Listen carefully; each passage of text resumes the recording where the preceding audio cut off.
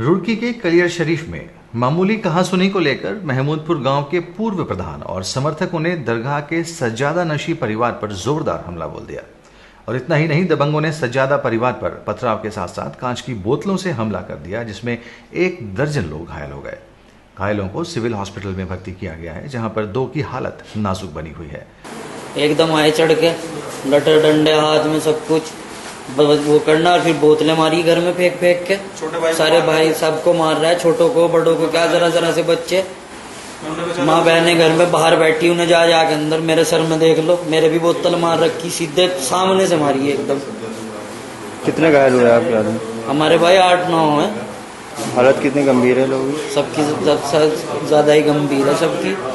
एक भाई के तो पैरों पे कभी नहीं पता मुझे क्या।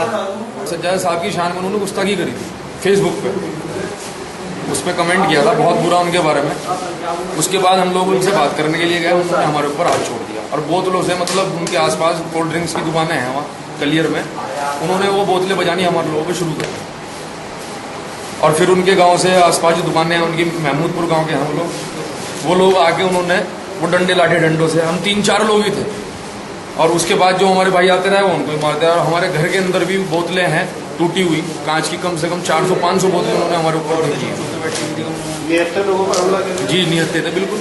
मामले की गंभीरता को देखते हुए दरगाह के सज्जादे शाह मंसूर सबरी के घर पर भारी पुलिस फोर्स तैनात किया गया है। कई थानों की पुलिस के साथ साथ कलियर में पीएसी की 2 कंपनियों को भी तैनात कर दिया गया है।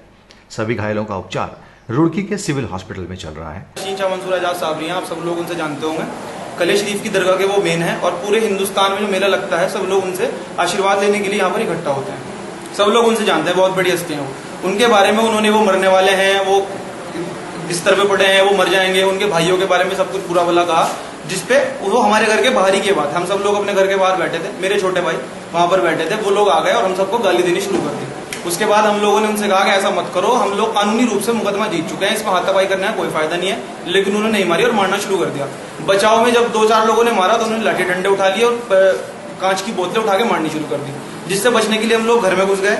तो जो घर की औरतें बच्चे थी वो सब भी वहीं पर थे, देखने के लिए आए, उन पर भी उन्होंने हाथ उठाया, उनके साथ जबरदस्ती करने की कोशिश करी, अंदर कांच की बोतलें फेंक फेंक के मारी। आप लोग जाके वहां पर देख सकते हैं, पूरे घर में कांच ही कांच बिखरा पड़ा है। कम से कम 10 या 12 परिवार के हमारे लोगों के सर फटे पड़े हैं।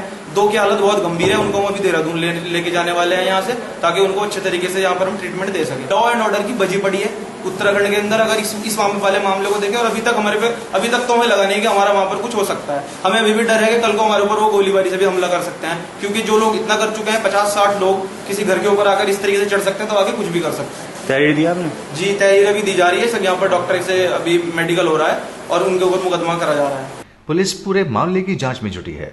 घटना के बाद से सभी आरोपी फरार है। कलियर में 2 पक्षों में जो है जमीन का विवाद काफी समय से चल रहा था, जिनका माननीय उच्च न्यायालय नैनीताल में जो है विवाद चल रहा था, और माननीय उच्च न्यायालय से जो है एक पक्ष को जो है कि पक्ष में फैसला आया है, तो दूसरा पक्ष उसको हजम नहीं कर सका।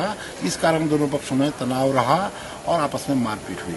हमला बोतलें वगैरह फेंक करके, बोतलों के कांच, हमले के टाइम पर हम नहीं थे, पर जो उसके बाद ऐसा घटनास्थल से ये प्रतीत होता है कि बोतलों से वार हुआ है, बोतलें फेंकी गई है। धारदार हथियार भी चले हैं? धारदार हथियार के बारे में हम स्पष्ट नहीं बता पाएंगे। गांव में तनाव बना हुआ है?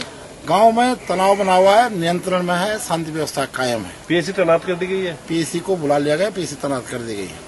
गौरतलब है कि सज्जादा पक्ष को सुप्रीम कोर्ट से जमीन के एक मामले में राहत मिली थी, जिसके बाद विपक्षी पार्टी में तनाव का माहौल बना हुआ था।